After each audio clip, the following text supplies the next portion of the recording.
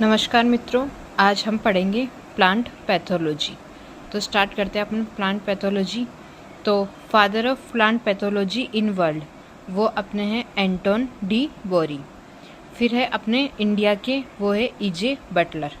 फिर आ जाएंगे अपने मॉडर्न प्लांट पैथोलॉजी, वो आ जाएंगे पीए मिचेली। और इनको अपने कवक विज्ञान के जनक भी कहा जाता है, यानी फादर ऑफ माइकोलॉजी।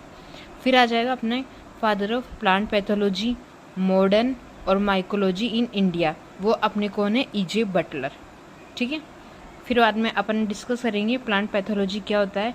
तो प्लांट पैथोलॉजी ग्रीक वर्ड से मिलकर बना हुआ है, जिसका मतलब पैथोन का मतलब होता है प्लांट, और पैथोस का मतलब होता है डिजीज़, और लोगोस का मतलब होता है स्टडी, यानी कि प्लांट के अंदर डिजीज़ का स्टडी करना। ठीक है।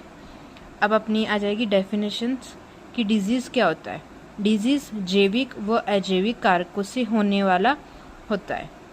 मतलब जो अपना रोग होता है वो किससे होता है, जैविक और अजैविक कारकों से होता है।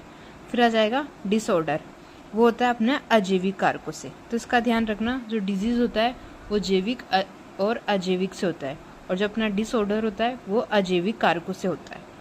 फिर आ जाएगा अपना पैथोजन, यानी कि रोगजनक, वह जीव जो रोग उत्पन्न करता है, यानी कि जो रोग उत्पन्न करेगा उसको अपन क्या बोलेंगे, रोगजनक।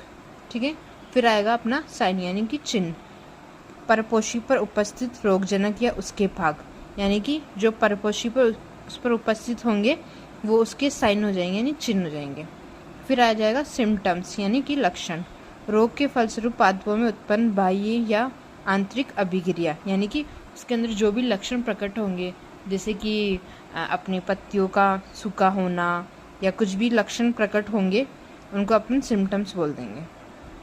फिर आता है अपना होस्ट, यानी कि परपोषी, वह जीव जिससे परजीवी पोषण प्राप्त करता है, उसे क्या बोलते हैं अपन, होस्ट बोलते हैं। यानी कि जो अपनी क्रॉप्स है, एग्जाम्पल क्रॉप्स, यानी कि जो अपनी फसल है उससे जो अपना परजीवी है वो क्या करेगा, पोषण प्राप्त करेगा।